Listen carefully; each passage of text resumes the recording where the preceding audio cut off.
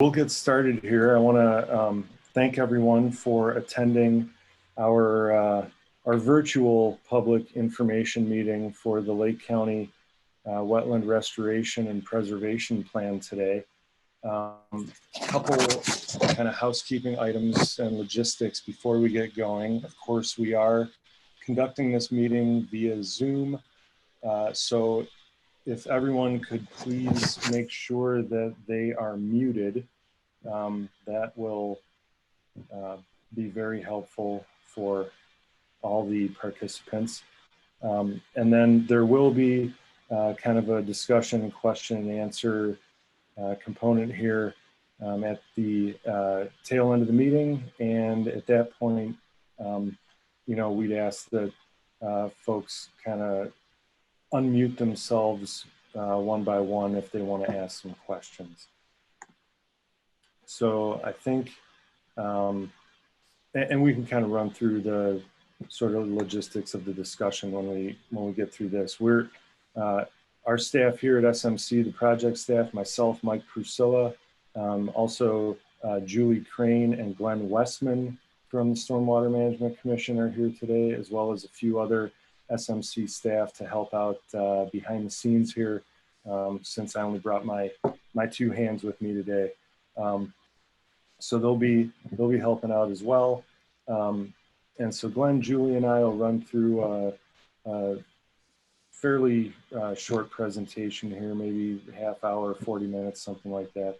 Run through some slides, and then we are also going to be demonstrating the web-based planning tool that we developed as really the kind of public interface of this wetland restoration and preservation plan.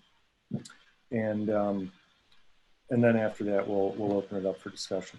So one other kind of logistical item, we are recording the meeting today.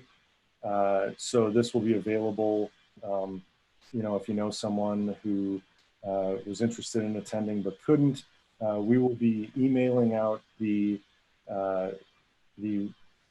path by which you can access that recording after the meeting today. So look for that email probably tomorrow or Friday, once we figure out how to pull that down from the cloud and where we're ultimately going to store that. So that recording, though, will be available. The slides from this meeting will also post as a PDF again later this week on our Wetland Restoration and Preservation Plan website. And we do have an acronym there. The WRAP is how we tend to abbreviate this plan. Just takes a few seconds less to say every time. So if you hear WRAP, that we're just referring to the Wetland Restoration and Preservation Plan. So I think, unless Glenn or Julie can think of anything that I may have missed, I think we will get started. And I'll turn it over to Glenn to kick things off here.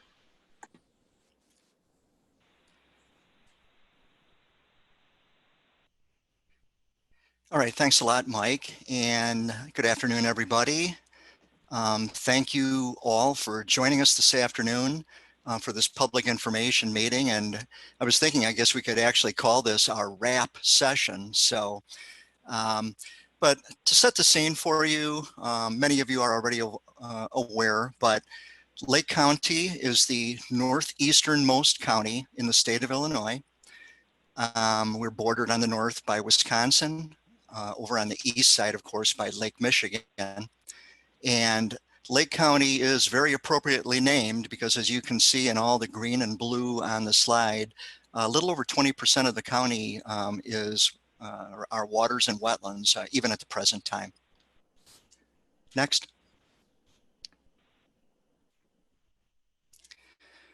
So what compelled us to do the WRAP? Well, any worthy plan, of course, is usually devised to address a problem, right? And we have quite a problem in Lake County. It's been estimated that over half of the wetlands that existed in the county prior to settlement have been lost. And this plan the calculations and estimates we did actually prove that out. So we have quite a problem.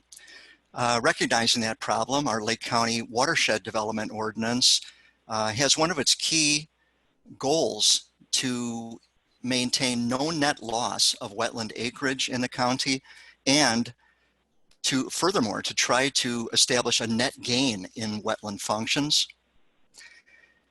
We actually have a mandate, an action item in our 2002 Lake County Comprehensive Stormwater Management Plan to develop the RAP. And I know what you're thinking, 2002, wow, what took you so long? Well, the usual culprits, of course, time and money. The money part, fortunately, got solved in late 2015 when we received a US EPA grant to kick the plan off.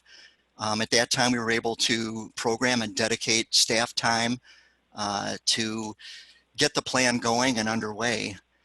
And then another key item too, though, that kind of hung out there for a while, and that was there really was not a good industry standard for evaluating wetland functions.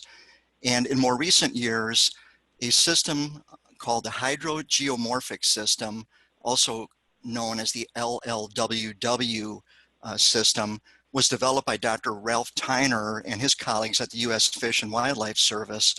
And a number of studies prior to the RAP had been done using that HGM standard for functional analysis, and we found it very helpful. So the stars kind of aligned with the time and the money and that technical information to undertake the plan. And then finally, as many of you know, the Lake County Wetland Inventory, which has been around for many years, it's been a very good baseline of wetland mapping showing, you know, potential wetlands and waters on the landscape. But there was little information in the LCWI to indicate what the functionality of these wetlands were. So the RAP takes our mapping to the next level. Next. So at the outset of the RAP, we had to start with the end in mind, which is always a good idea. And that is, what did we want the audience of this plan to be? What did we anticipate, or who do we anticipate were going to be the users of this plan? And our feeling was we needed to provide the RAP to a wide audience of end users.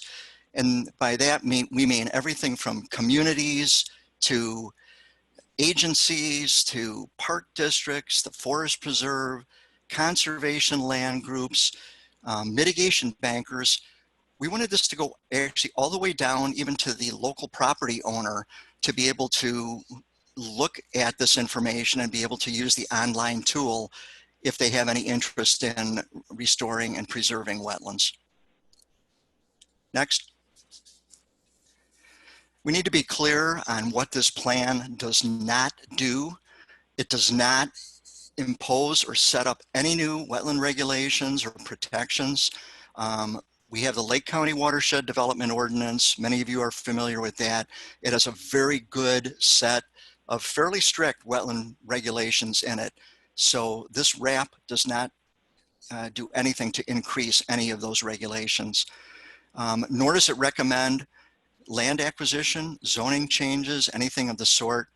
And of course, even though the mapping in our online tool is outstanding, in my opinion, and I think you'll see that when you try it out, the mapping does not replace, of course, a need for a site-specific wetland delineation for potential developments. Next.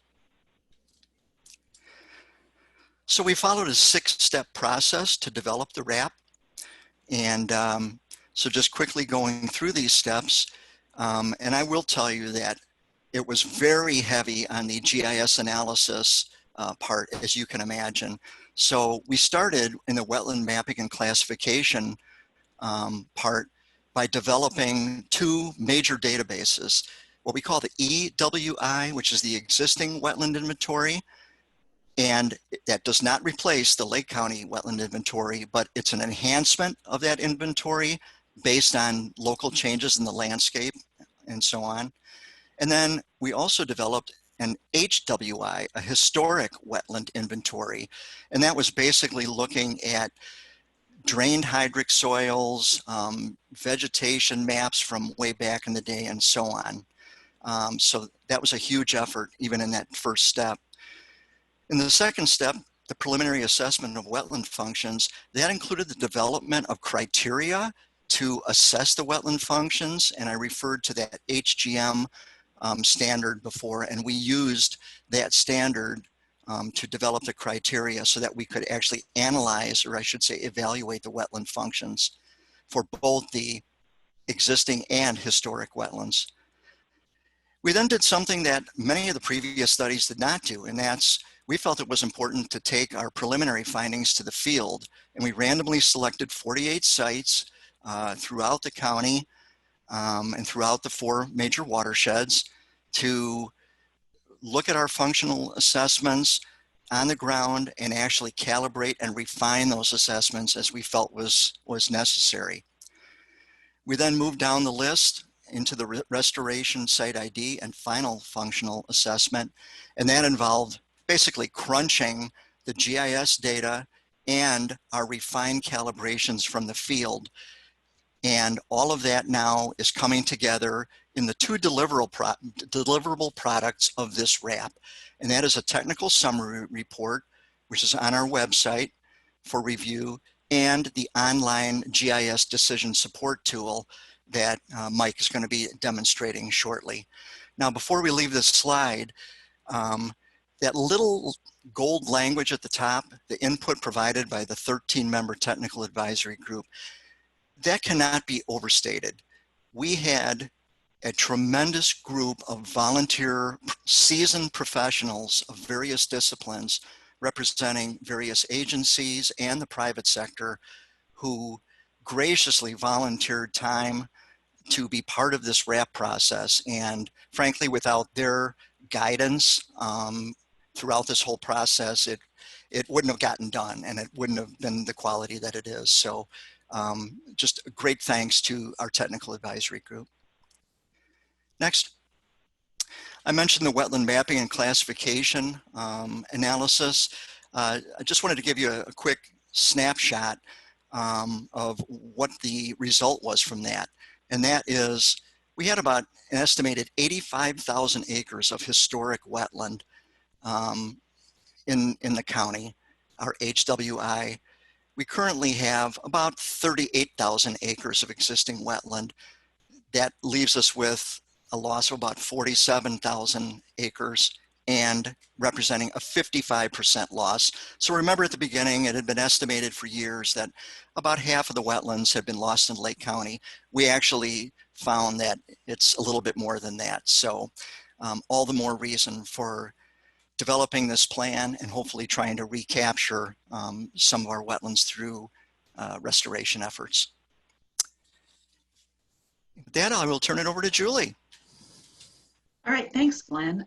Most of you attending this presentation are probably familiar with the idea of wetland functions, but even so, let's just make sure we're all on the same page. A wetland function, those are the services or processes, such as the ones you see here, that the wetlands provide or perform, and they can have economic, social, or cultural value to people, or they can provide ecological or environmental values. As Glenn mentioned earlier, it's the county's policy to have not just a no net loss of wetlands, but we also are trying to get a net gain in the wetland function. Now, those of you that are looking sharply, you might have noticed that the title of this slide doesn't just say look at wetland functions. The technical advisory group felt strongly that water body functions should be included in our assessment. And that's another aspect that's actually unique to Lake County's study. So for the purposes of the RAP, we focused on 13 functions. And next slide. Those 13 functions fall into 3 different general categories, as we can see here: hydrologic, biodiversity, water quality, and the functions that are listed underneath each of those are those functions that the TAG felt were most relevant to Lake County wetlands for this study. Now, many of the functions that are listed here appeared in one form or another in the previous assessments that have been done, such as those by Dr. Tyner. Other functions, and specifically 4 of them here, the native fish habitat, the woodland amphibian habitat, wildlife movement corridors, and the phosphorus focus for nutrient transformation. Those 4 functions are actually unique to Lake County's planning efforts.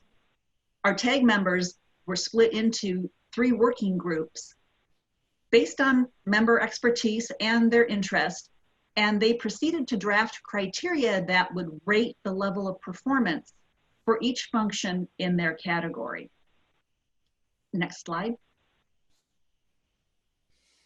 After some discussion and debate, we ended up choosing a qualitative and a relative approach to assigning significance ratings. Well, what exactly does that mean?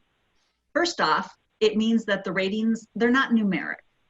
We assigned one of 4 levels, high, moderate, and low, as you see here, and we had the 4th item or option of not applicable. Second, these are relative measures, and that basically means that we're comparing how the wetland or water body functions compared to another wetland or other wetlands or water bodies within Lake County itself. For each of those 13 functions, we developed specific criteria for those 4 qualitative levels. Now, what does that look like? Okay, be prepared, brace yourself. Next slide. Yes, the dreaded slide with way too much information and text on it. Here, though, is our example for the flood storage function of the functional assessment criteria for high, moderate, low, and not applicable. Developing tables like this for each of those 13 functions is where the value of our technical advisory group came into play, and we just can't express how valuable they were in coming up with this. They fine-tuned the criteria for functions that had been used in previous functional assessments in the Midwest, and then they had to develop criteria from scratch for the 4 new functions. And so this slide really just kind of gives an idea of the intensity that went into the functional assessment and the process of developing those significance criteria. At the risk of, again, using a bad pun, we could have wrapped things up at that point, but we were sick of being in the office and we wanted to hit the field. So next slide. As Glenn mentioned, the field component was relatively unique as part of our study, and we looked at 48 randomly selected sites. You can see a little bit over on the left side there is a pretty nice little random shotgun scatter of the 48 field sites throughout the county and relative to the 4 major watersheds. Each site took maybe 30 minutes to 2 hours to complete the field study, depending on the complexity of the site. And our TAG members were invited to participate and attended at their level of availability and interest again. So based on what we learned in the field, we ended up tweaking the functional criteria and then reran the desktop analysis. For each of those 48 field sites, we developed a fact summary sheet such as you see here. Now, these summary sheets are available in the technical report that Glenn mentioned, and they're also, that information is available on the online tool. These are intended to provide a quick at-a-glance view of the refined functional significance ratings and give a bit of additional information, such as the watershed, subwatershed, the National Wetland Inventory class, the hydrogeomorphic class, or the LLDub for short. Notable features, if there are any, and in this example, there were none, and some dominant plant species for the site. Well, okay, so we went out, we did it, we did some refinements. Some of you might just be asking yourself, how did the field component actually affect the desktop rating? And I guess when all is said and done, there really were only minor tweaks that resulted. And a lot of those were because we made tweaks to the water body functional assessment criteria. You know, since we were forging new territory there, that's not entirely unexpected. The other common adjustment was to the NWI hydrology criteria. For example, we ended up changing some sites that had modifiers of C, which is a seasonally flooded wetland, to a modifier of E, which reflects seasonally flooded or saturated, because we felt that was a little closer to the on-the-ground conditions. Next slide. All right, this slide is fairly busy, but we will break it down as well. This shows the information generated by our GIS analysis for potentially restorable wetlands, or PRWs. And in the simplest terms, as shown here in the goldenrod bar towards the top, the PRWs are the historic wetlands and water bodies from which you subtract the realm of the current wetlands and water bodies. And then we also removed any areas that we knew to have been recently restored. This image actually has two clips. On the left side, you can see the base PRW information. Now there, the color of the various shades of purple, those reflect the size of the polygons. So if it's a dark purple area, that polygon was larger than 5 acres. And if it was the really light tone, that was less than 1 acre. And the mid-tone is in between those two ends. So on the right side of the slide image, we have an example of the functionality, again, using the floodwater storage rating. Here, the color coding in shades of orange and yellow are matched to the functional levels provided, with the lightest tone indicating areas of low functionality based on the criteria, and then the area with the highest functionality in the darkest orange tone. Now, this is a good place to point out that the color coding doesn't equal restoration prioritization. The RAP can help identify potential restoration sites, but it is up to the user to prioritize those potential sites, because they're going to do that based on their specific goals and objectives. And I guess one other caveat to point out is that just because the RAP shows a PRW doesn't mean that that particular spot is going to be feasible or viable. There are other factors that will come into play, and some of those include landowner willingness. Another might be physical access to the site, or whether or not the hydrology, if it was restored, is going to affect neighboring properties, and so on. So the long and the short is, boots on the ground investigations still will be needed. Now we're going to have Mike Priscilla introduce you to the online tool. Drum roll. It's going to be a little bit longer drum roll than you planned to. We have just one more slide regarding those potentially restorable wetlands here in Lake County. I just wanted to kind of summarize sort of this component of the findings of our analysis before we sort of dive into that data through the online decision tool there. So what you see here on the left, if you're not a geography buff, is a map again of Lake County, and you can see the 4 watersheds kind of outlined there within the county. And the purple there represents the acreage of estimated potentially restorable wetlands based on our analysis, and kind of shows you how those are distributed around the county. Now remember, this image does not include any existing wetlands. So kind of that big white hole basically there in the northwestern part of the county where we know the chain of lakes are located, those aren't going to show up in this map because those show up in the existing wetland inventory. But what we find here is that there's we estimate that there's about 15,000 acres countywide of potentially restorable wetland sites. And that represents about 18% of those pre-settlement wetland acres that, that Glenn highlighted earlier here in the presentation. And so I think that really, again, at a kind of high level of analysis, keys back to one of those points in the early slide about we don't necessarily see implementation of this plan or restoration of the areas identified in this plan as being a panacea that we're going to restore all wetland functions that have been lost or recapture all the wetland acreage that has been lost historically in Lake County. But we think this is one tool at our disposal to get towards that goal of no net wetland loss and a net gain in function.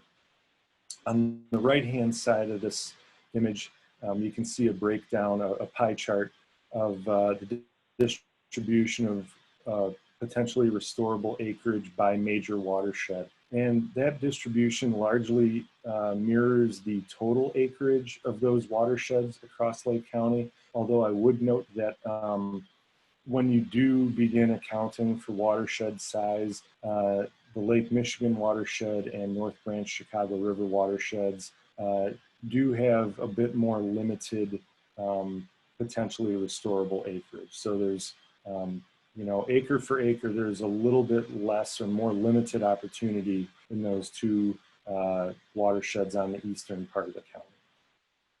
So now, drum roll, Julie, we will, you're gonna have to bear with me for a second as I transfer over to the internet and give you a quick demonstration of our online decision support tool.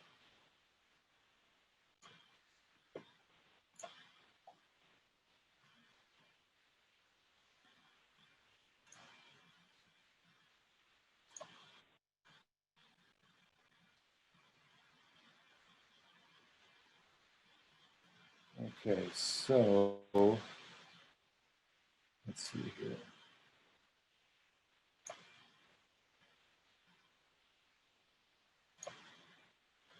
There we go. That's just the way that meetings go these days. Sorry about that, everyone. Navigating through Zoom here. I'm always learning on my toes. So this is the wetland restoration and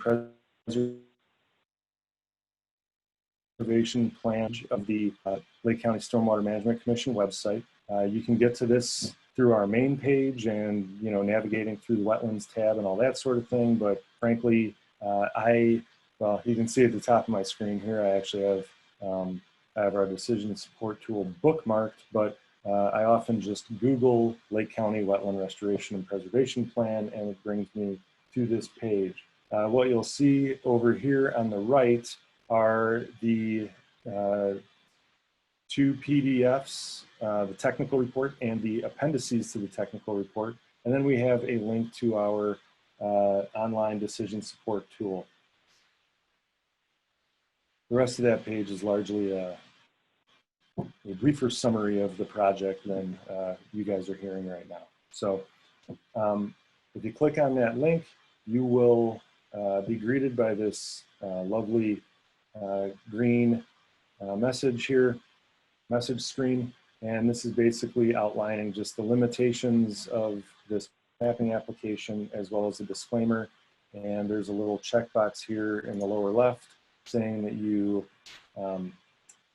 have read that disclaimer or that you at least agree to the disclaimer. And then there's a bright orange start button that you click into. At this point, the application should open up, and depending on your screen resolution that you're using, it may look a little bit different than this, but it's going to generally be at the county scale. The base map that you're looking at, the bottom layer here should look like this. This tutorial box will open up, and the legend here on the right will be open as well. Before I kind of get into the nuts and bolts of this, I guess I do want to mention that that if you're a user of the Lake County Maps Online application, this layout may look familiar to you. We built this application using the same kind of Esri ArcGIS application builder that the county GIS division uses. And so we felt that that might provide a little consistency for the group of our end users that's frequently doing business with Lake County. So we like this this application for that reason, as well as the fact that it had quite a bit of functionality attached to it, sort of right out of the box. We didn't have to really do anything. It's a solution that we didn't really customize at all. It's available through the county's subscription to ArcGIS. It really, again, provided us kind of this out-of-the-box solution. Now, with that, there are some limitations, and I'll point those out as we're going through this. Because we're using this, this basically right off-the-shelf application builder, there are some limitations to how we could customize some of the visualization in this. So there are a few things that are kind of, little pet peeves or bugs that we've noticed that we simply can't really do anything about until Esri sort of updates the functionality in this sort of basic version of their application builder. So while we're taking comments, obviously, during this public comment period, and we'll get to that a little bit in a few minutes here, but rest assured, we're well aware of some of the more clunky components of this, although we still feel that this is a very good solution and application here. So to start off, the tutorial box here just pops up. I must confess, when I'm looking at a map, I'm usually not one that looks real long at the tutorial. I usually close that out and start zooming into things right away. But, it's probably a good idea if this is your first time to sort of move through this tutorial. It describes what these buttons directly above the box mean. And then it also describes what the buttons here on the top right-hand side of the ribbon, what those signify. And again, based on your screen resolution, these buttons, you may only have 2 buttons that show up. So you may have this legend activated, and then you may have to just click on the next button to get all the other functions there to show up in a dialog box. So this legend key here is currently highlighted. You can, if you get in there, you can minimize that if you're zoomed in closer. This next box is a information layer. This basically includes a number of additional layers that you can put on as reference, and it also includes all of the wrap analysis layers. And I'll get to those in just a minute. And then we also have a selection of what are called base maps. So there are a few stock base maps that Esri provides as part of the application. And then there are a few of these Lake County aerial photos. Actually, there's quite a few aerial photos, and going back all the way, to the 1930s. We even have some of the old plat atlases in there, as well as some of these sort of hybrid topographic hillshade layers down here. So there's quite a lot to play with. And again, if you're familiar with the Lake County Maps Online application, these are common to that application as well. So I'm going to switch over to the aerial. I'm going to close that out. I'm going to close the tutorial box, and If you close that out and then you want to look at it again, you can just hit that information button and it will pop back up. The W button, well, actually, first let me talk about the area of interest, our search bar here. Up here in the top left, if you tap this caret, there are several geographies that we loaded into this that you can search by. So you can search by watershed. You can actually just search by address. So let's see here.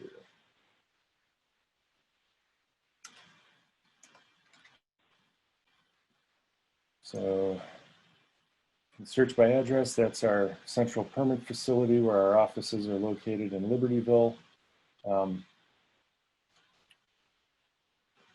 But I'm going to use an example from one of our forest preserves today. So you can type in, one of the areas of interest that you can, or one of the geographies you can search by are parks and open space and forest preserves. So you type that in, it'll zoom right to it. And this is one of those kind of little bugs or pet peeves that I was talking about. This dialog box will just pop up right kind of smack dab in the middle of the area of interest. It would be nice if that thing kind of popped up over on the side of your screen, or if you could move it around, but we don't currently have that functionality. So it will pop up with at least a description of what you're looking at. But then in order to kind of view that, you do have to close it out. So if we want to start looking at some of the wetland data, I mean, after all, that's why we're all on the call today, right? We have those two layers that we developed, the existing wetland inventory, which shows the those existing, the estimated extent of existing wetland resources as they are, today in Lake County. Well, actually not today, because we finished this mapping a few months ago. So, as soon as you publish a map, it's already out of date. But this is kind of the modern present extent of wetland resources, colorized or symbolized by water body and wetland. As Julie mentioned, our technical advisory group thought it was important that we assess the functions of all existing wetlands and water bodies. And so if you click on one of these polygons, a dialog box will pop up, and you can see all these attributes. So every polygon has a unique ID number. There's an acreage listed for that polygon. And then this alphabet soup here is the code that it's assigned within the National Wetland Inventory. And that's described in our technical report, and I'd probably just refer you to the National Wetland Inventory itself that is managed by U.S. Fish and Wildlife Service for a full explanation of what all that means. But that's kind of the nationwide established standard for, something like 40 years now for wetland classification. So one thing that the LCWI did not have were a complete classification under that National Wetland Inventory system. So we added those in to the best of our ability, and they were largely correlated where we could correlate them to NWI polygons, but we also did adjust those based on changes over the last 30 or so years since the NWI was developed for Lake County. Under that, we have the hydrogeomorphic classifications, the descriptions of those classifications, as both Glenn and Julie had mentioned. So we kind of have two classification systems that we're working with here. Both were originally developed by the U.S. Fish and Wildlife Service. One is based on vegetation and hydrology. The other, again, is based on hydrology and geomorphology. We move down this list, we have all 13 functions and what their functional rating is. So these layers that are under the W button are going to have the most detailed set of attributes attached to them. And so if we click on that potentially restorable wetland layer, you get the same information that comes up, but now for these areas that are shaded in purple according to the size of the polygon, the acreage of the polygon. And I can symbolize that right there for you. But you're going to have the same attributes for each of those. And essentially what we're doing here, give you a little bit of the behind the scenes look at this. These buttons are essentially shortcuts to these information layers.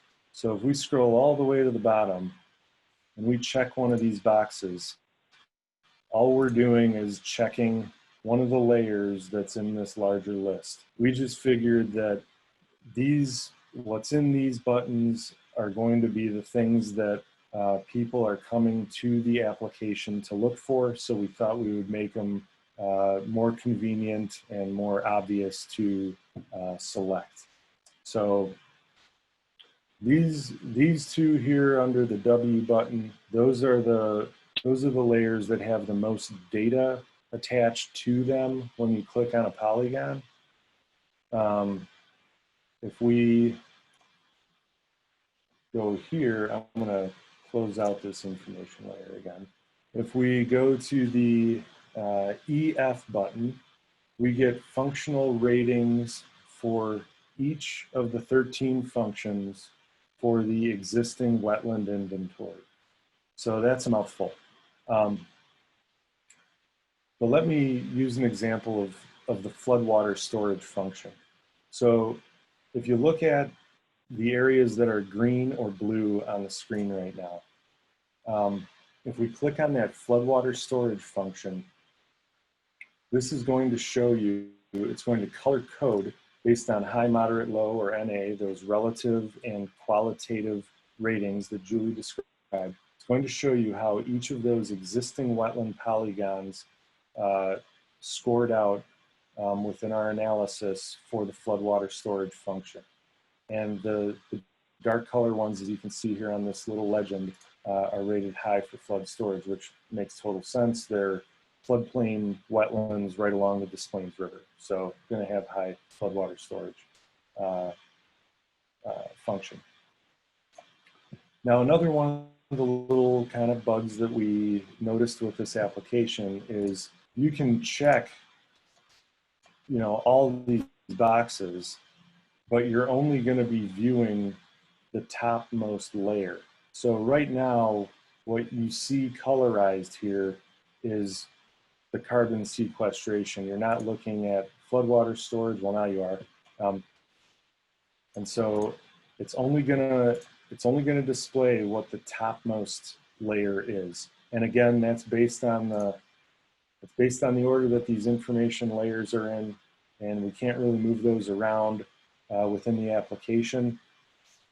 So we tried to organize those in the most logical order for everyone, tried to be as democratic as we could in selecting that order, but it's just, again, one of the kind of the constraints that we have to live with using this off-the-shelf application. Again, we still think it's highly useful and functional.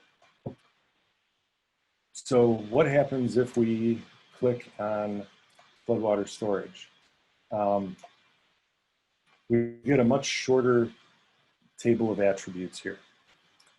So we have the ID again, the unique ID for each polygon, the acres of each polygon, and then we just have the two classification system the code information for the two classification systems that we used in the analysis.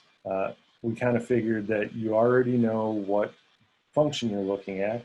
It says right here. and you know whether it's high, moderate, low, or not applicable by the colorization. So that's EF, and then for PF, it's basically the same information for the potentially restorable wetland layer. So we'll look at floodwater storage for this. Actually, I'm going to go back in. I'm going to turn off the existing functions here just to make it a little easier to read. So again, same caveats with clicking too many of these boxes. You're only going to be looking at the top layer, that's the topmost layer that's clicked or active. And so these are the potential restoration sites and the estimated functionality that those wetlands would have for each of the 13 functions. And again, this is floodwater storage that we're looking at. And to give you kind of an idea about how we're already using some of this information, I purposefully chose Van Patten Woods because the location that we're looking at is actually being restored as we speak by the Lake County Forest Preserve District. So, you know, we've been working on this plan for several years now, and we had some of this preliminary data available to us when we were developing the Des Plaines River Watershed Plan. And so we had wetland restoration recommendations in that plan. We were able to use those recommendations to then apply for a grant from the Illinois Environmental Protection Agency, which we were lucky enough and fortunate enough to receive. And the Forest Preserve District is currently utilizing that grant to do restoration in these locations right here that are depicted here on the kind of the north end of Sterling Lake, west of the Des Plaines River. So that's kind of one example of how we're already using this information to achieve some of those goals of you know, no net loss of wetlands and a net gain in wetland function. And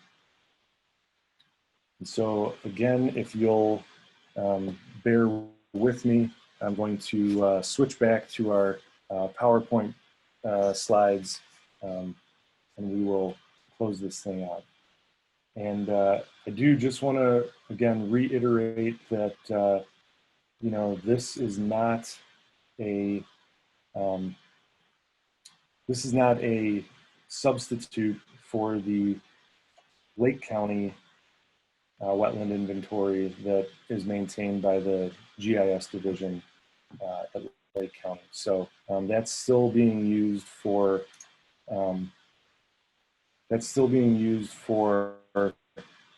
some regulatory screening purposes. And so I just want to, again, kind of make that distinction clear.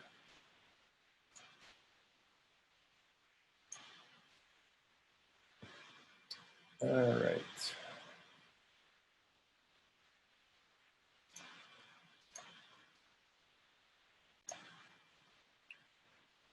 So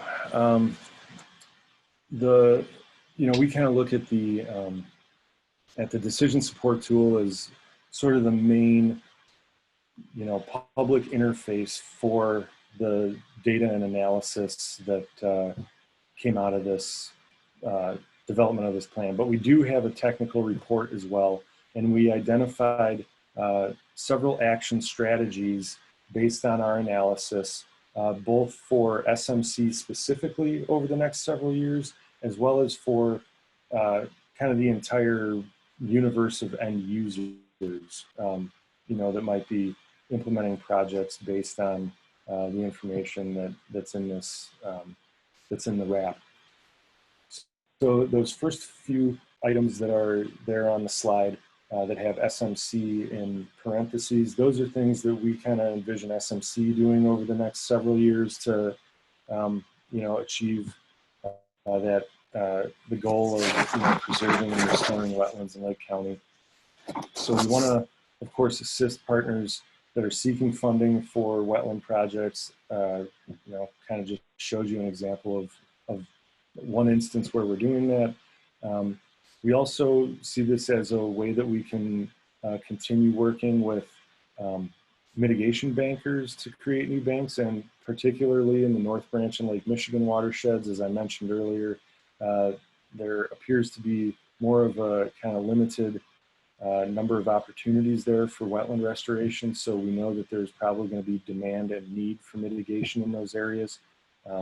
So that's one thing that, we think we can, as an agency, be doing with this information. And then, of course, we want to periodically update this plan and its products so that they do stay current. There are a number of, questions that we've received and questions that we've kind of asked of ourselves through this process, like what is the monetary value of, restoring these wetlands, or the monetary value of the various functions. That was something that, we all kind of came up with right at the beginning of the process, but we didn't feel like we had sort of good enough data or enough time and resources to do that analysis initially. So, there are certainly opportunities to improve the information, and we'll obviously need to update the mapping and things as time goes on.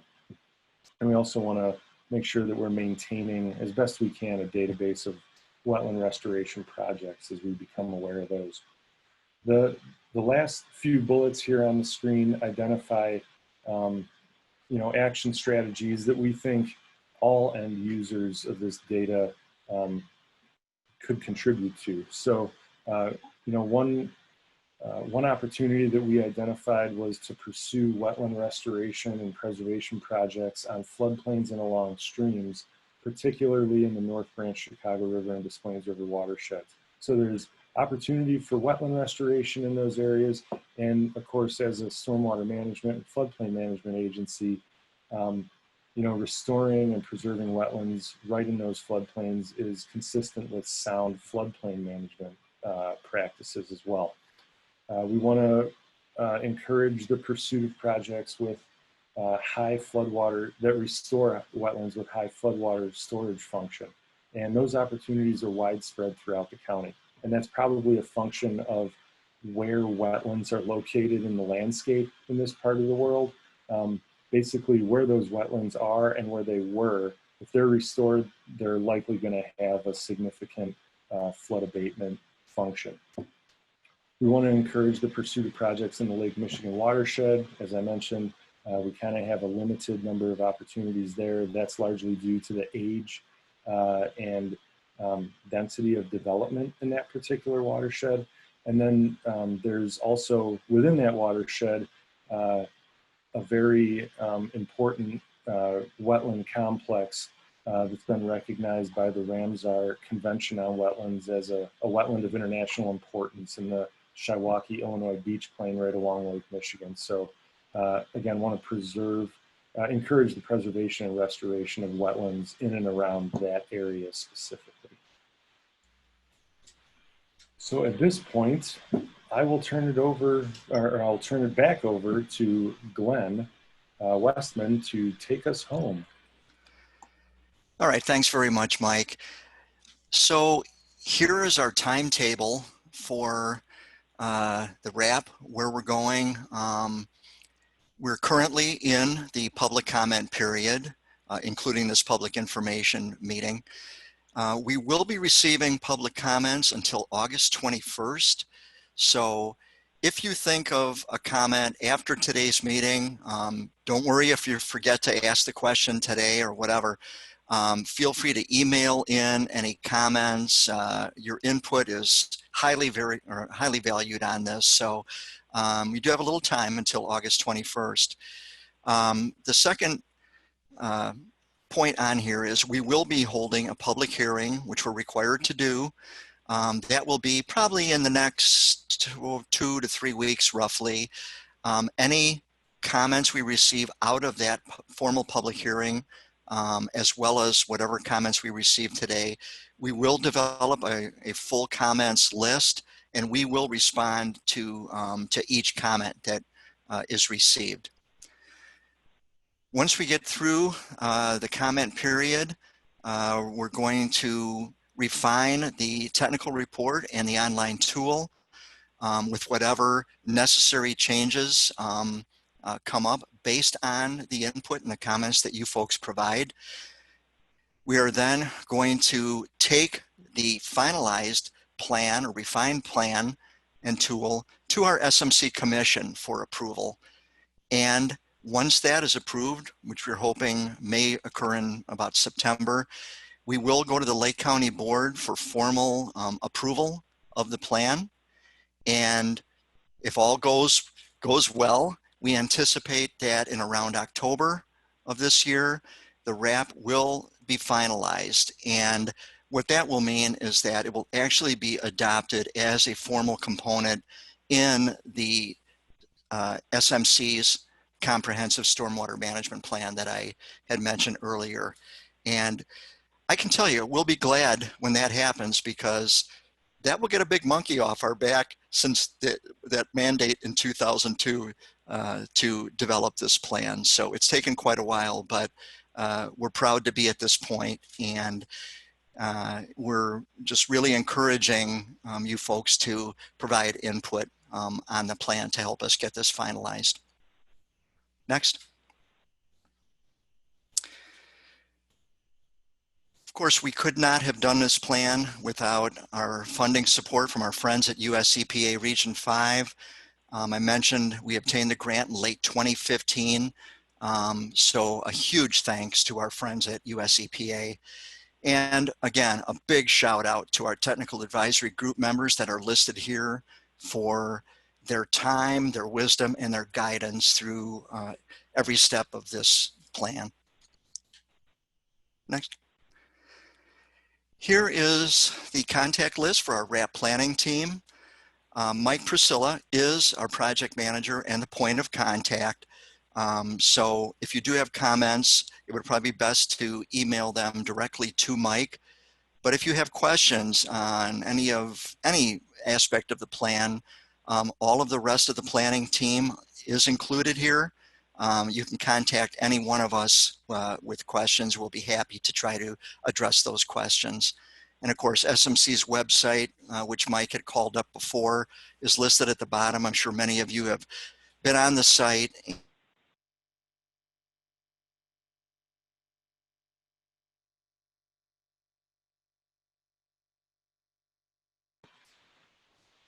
Okay, I think, Glenn, if you're still with us, anybody, I don't know, Julie, did you notice it looks like Glenn might have cut out there? Okay. Yeah, he froze. So yeah, if Glenn will probably be hopping back on here, but as a seasoned professional, he obviously knew when to cut out because he was right at the last slide of this presentation. So at this point, I'll just take that as a cue from Glenn that we're gonna conclude our presentation component of this and move into a discussion. We will, as I mentioned, we'll be posting a recording of this, and we'll also be taking the questions from this session and compiling a comment and response document based on those questions. But yeah, at this point, I think we'll open it up for discussion. I guess what I'd like to do is ask, you know, if you could stay muted and use the raise hand function, and I can kind of see on the list of participants here, if anyone's raising their hand, there should be in the participant list button within your Zoom dashboard. There should be, I think it's under the three dots there. There should be an option to raise your hand, and then yeah, you know, unmute yourself and ask away, or you can type a question into the chat box. So at this point, if anyone has questions, let me know. Well, we answered all the questions. Excellent. That or they're waiting for Glenn to pop back on. Yeah. Well, that's good. Yeah, wait for Glenn. Ask him the questions. Let him answer them all.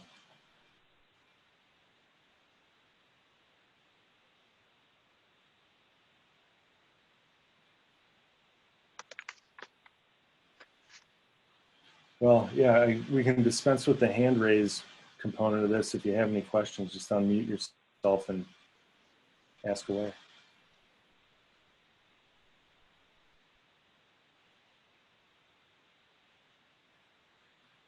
Now's your chance, folks. Go for it.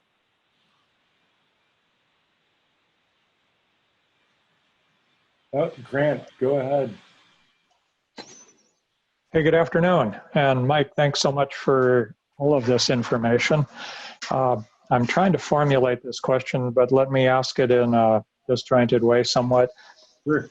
So we've heard that Lake County is now receiving something between 30 and 40% more rainfall expected due to climate change. So when we look at historical wetlands, I have to imagine, are based on historical rainfall. So the nature of my question is there any anticipation for actually, quote, new wetlands forming because of higher new rainfall due to climate change? That is a very good question. And let's see.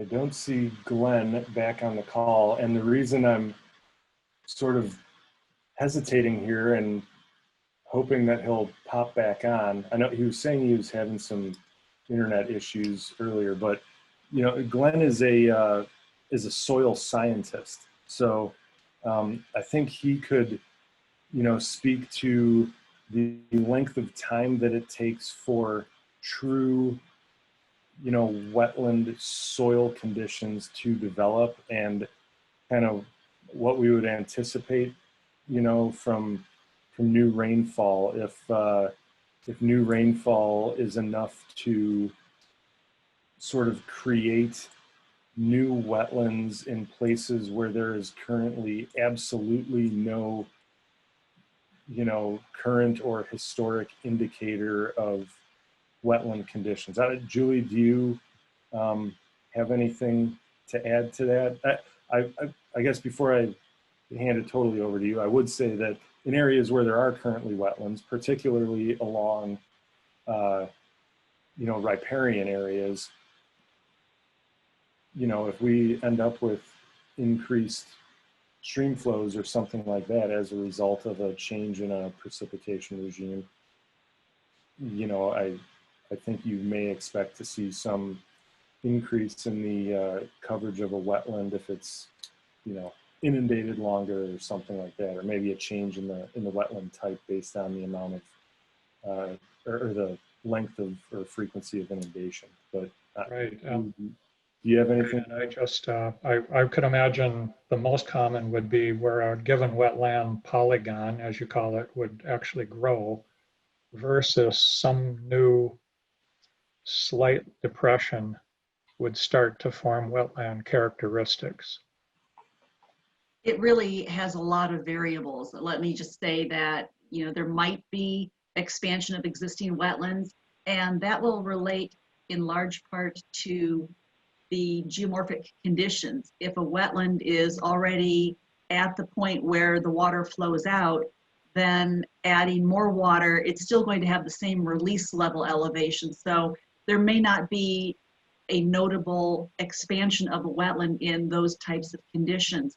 Where it's in a complete bowl and it has fairly flat topography around it, there could potentially be expansion. Of course, that also doesn't take into account some other manipulations that may already be present. There may be a drain tile blowout in the one area, but the drain tile is functional nearby. So it would be very difficult to make a direct correlation that increased rainfall will therefore result in larger wetlands universally throughout the county. Even in some smaller subset, it's hard to say exactly how that will play out. It does kind of seem to make sense on some level that more water, more opportunity for wetlands, but there are plenty of factors that go into formation of wetlands, and not all of it is captured, you know, just because of the rainfall. With regard to soils, and it doesn't look like Glenn is back just yet, he is definitely the soils expert, but I do recall that the amount of time that it takes to develop soil indicators that reflect wetland conditions doesn't take terribly long. It can be as little as a couple of days for some of the elements. Other elements will take longer.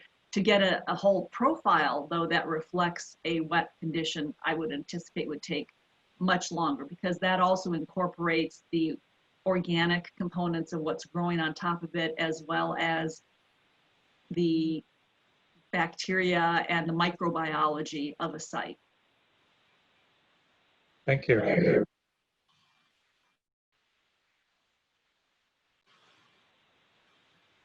All right.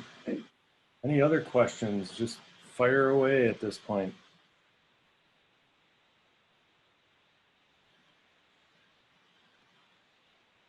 Okay. Well, since no one else has spoken up yet, just curious, the 29 or the 48 sites, I've got your draft up on my other screen, your draft report, and also the appendix. And it's fantastic, but it's not exactly clear where those field sites are. Is there a more detailed demarcation of each field site that you reviewed?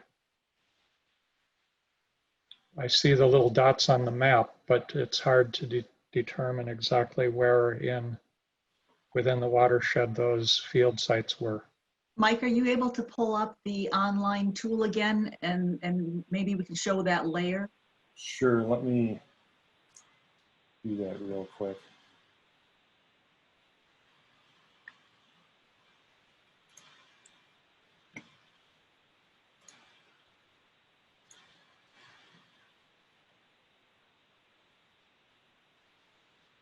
But yeah, Grant, the short answer to your question is we do have those sites mapped.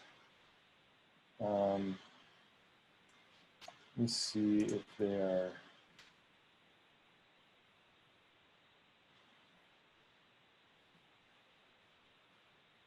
There we go. So they're in the information layers, and they're called WRAP field study sites. Great, thank you. Mike, can you zoom out and maybe turn off the current colored layers?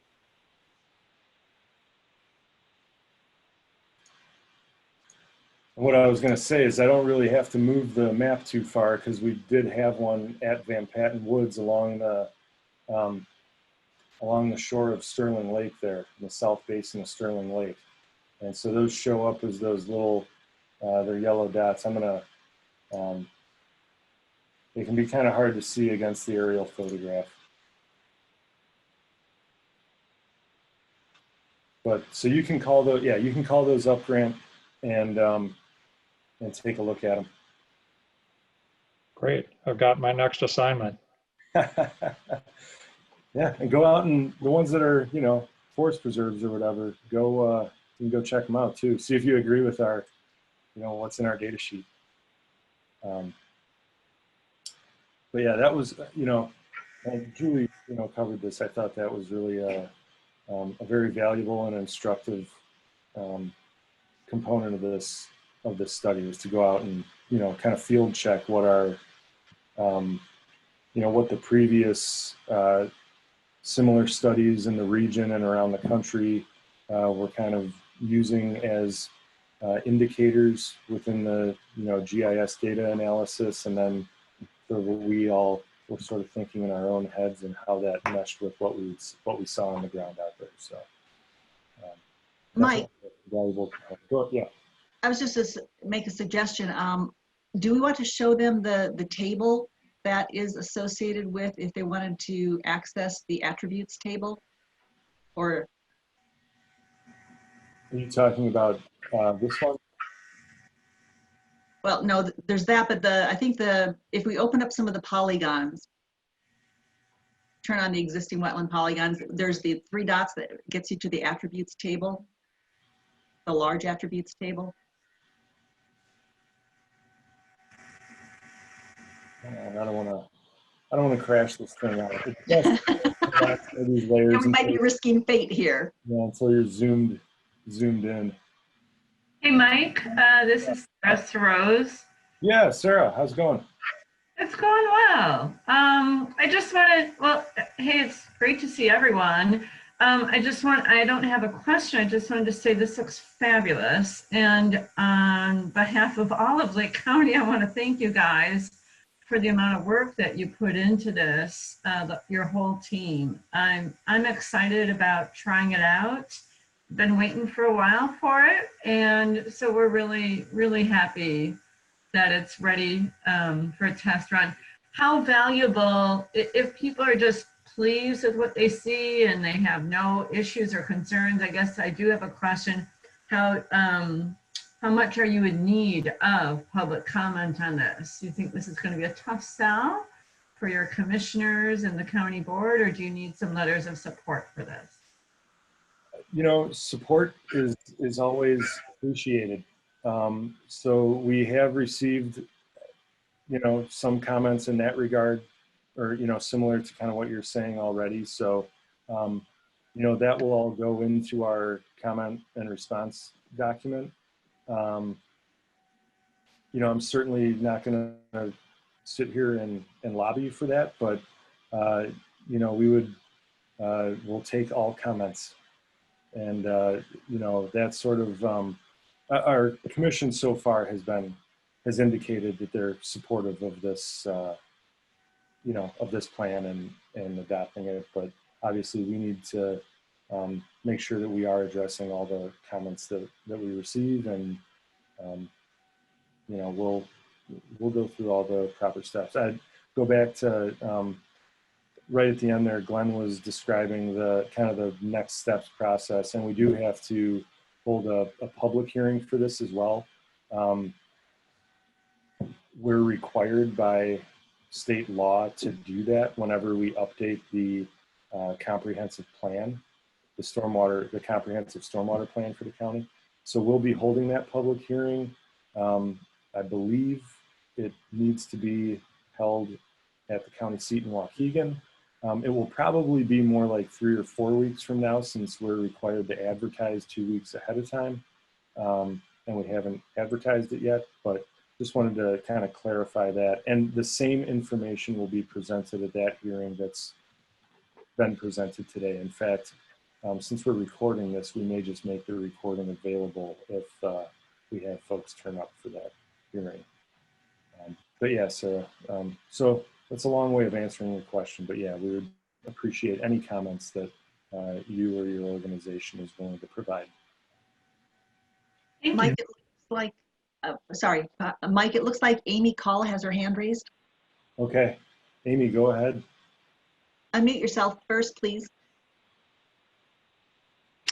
Hi, as you know, my name's Amy Call. I'm a resident in Deerfield, and I'm just new to this whole process, your report, and I'm just trying to familiarize myself with what's going on a regional level with stormwater management, as a middle fork of the North Branch of the Chicago River is right across the street from me, and we have periodic flooding issues. I just wanted to get a sense, and excuse me if you've covered some of this. I had to tune in and out to this presentation, but how is your report going to be used for regional development projects? I guess that's just in a broad sweeping sense. I just wondered how it will be utilized. Sure. So the report the entire plan, the data, the report is not itself a regulatory document. So there's nothing in the report that itself is going to, you know, steer development one way or another.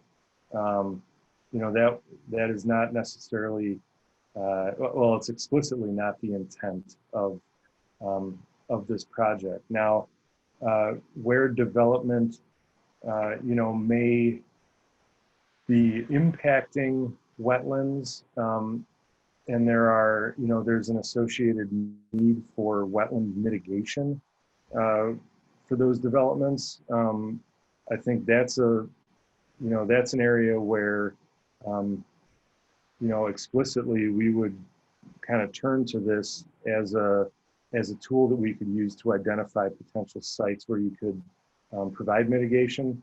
Also, if the, you know, if the folks involved in that development are interested in, you know, the functional significance of the wetlands that are on that site, they could obviously, are currently on that site, they could, you know, use our existing wetland inventory to kind of get a handle on what.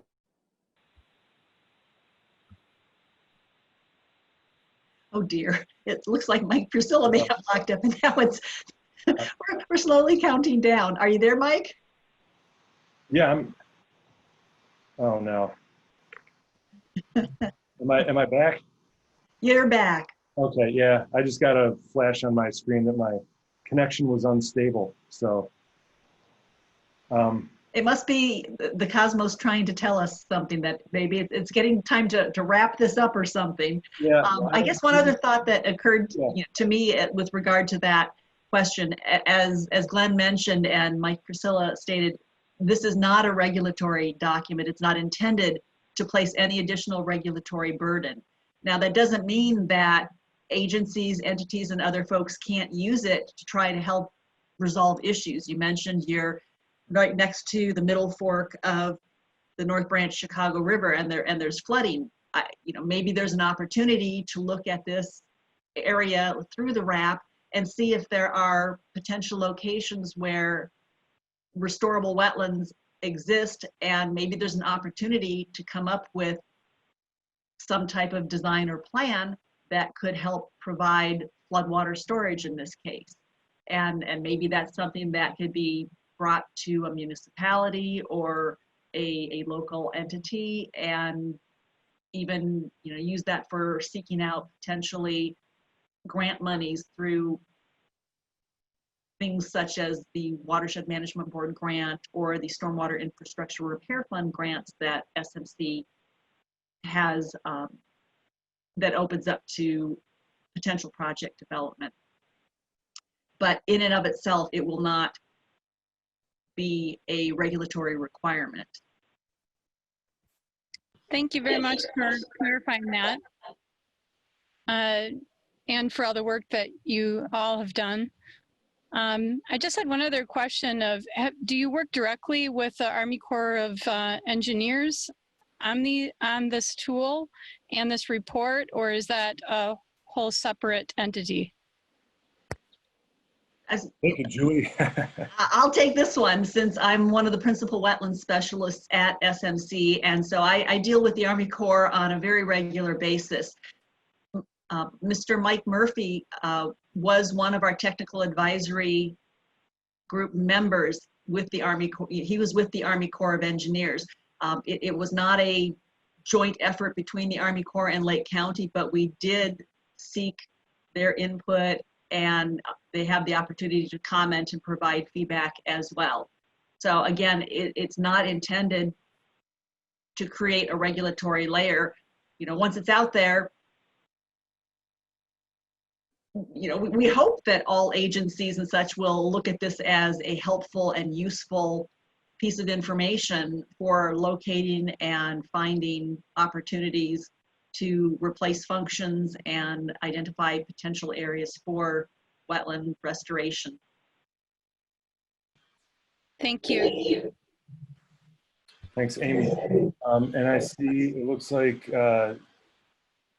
Comes up on my screen is Susan and Grant have their hand raised. So whichever one of you that is, if you have a question, go ahead. Hello there, this is Susan. Hi, Mike and Julie. Hi. Yeah, my question actually, first of all, I wanted to mention this for Amy, that although this particular document isn't about regulations, we are also in a public comment period for the new watershed development ordinance amendments, which are going to be regulations. So I didn't know if Amy had any familiarity with that, but I thought I would just mention that we are also looking at employing new regulations for developments. And that was one of my questions I had for Mike and Julie, was how do you see the interplay between the RAP and the new amendments for the watershed development ordinance? Ooh, that's a good question. I think it's going to end up coming down to the mitigation component of it. You know, again, the RAP is not going to be placing additional regulatory burdens or layers on anyone, but as Mike indicated, when we reach a certain threshold of impact to wetlands, mitigation is required. So for example, right now in Lake Michigan, we are looking at using and have used the RAP to try to identify some potential locations for wetland restoration projects, because there have been impacts that were permitted in the past, and we're trying to find locations in order to create wetlands to mitigate for those. With the, most of the ordinance amendments that were related to wetlands are clarifications and not generally things that are going to result in a change beyond what we're already dealing with as far as wetlands go. Perhaps the bigger change that's happened lately is the change in the definition of the waters of the United States. So in light of that, more areas are likely to be considered isolated waters and wetlands and fall under the county regulations than were prior to that change in definition. But that's really not related to the current ordinance changes. The increased stormwater, that's a stormwater engineering component to make sure that they've got the right pipe sizes and basin sizes and such. Mike, do you have anything else that you want to add? No, I mean, I think you hit it right on the head.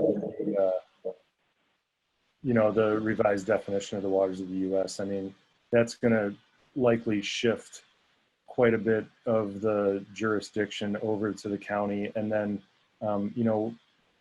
now when it comes to that mitigation situation, this is one, tool that we have in our toolbox to, identify opportunities for that.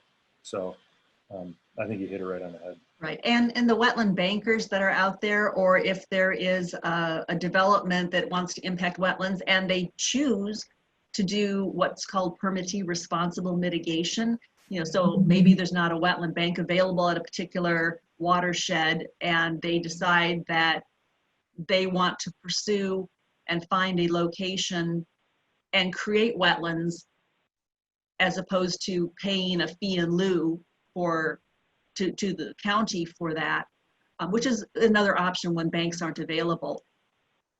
This document would certainly assist, and this tool would certainly assist with finding locations and perhaps use it to identify a handful of locations, and then again, based on the objectives and goals, narrowing those down for further investigation. So it's a support component to the regulatory aspects of the county, but it's not going to say, if you impact this wetland, you have to mitigate over here.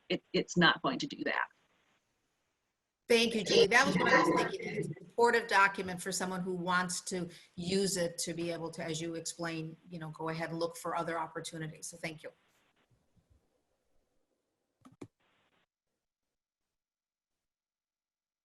I guess one other way that it could be used is, from an individual homeowner level, and this is something we've chatted about with the technical advisory group as well as the SMC staff, has been, if a property owner has an existing wetland and wants to know if they do modifications, what could the value of their wetland be, whether it's for stormwater storage or any of the other 13 functions.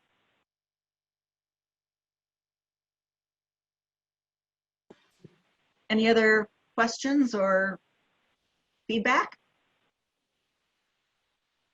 I don't see any other hands up right now. If something comes up, comes to somebody's mind right after the call today, or even in the next couple weeks, we are receiving comments until I believe it's August 21st. It's that Friday in August.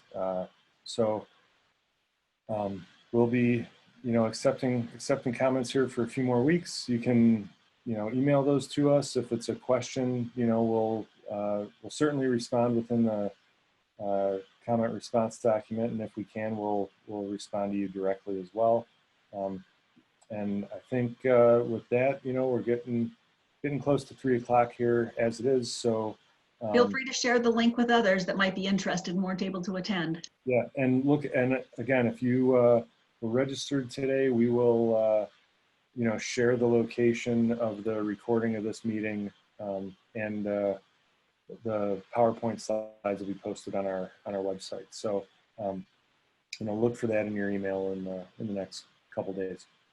And with that, I think thank you to everyone who participated today, and we appreciate the feedback and your interest in the project. Have a wonderful afternoon and stay healthy, everyone.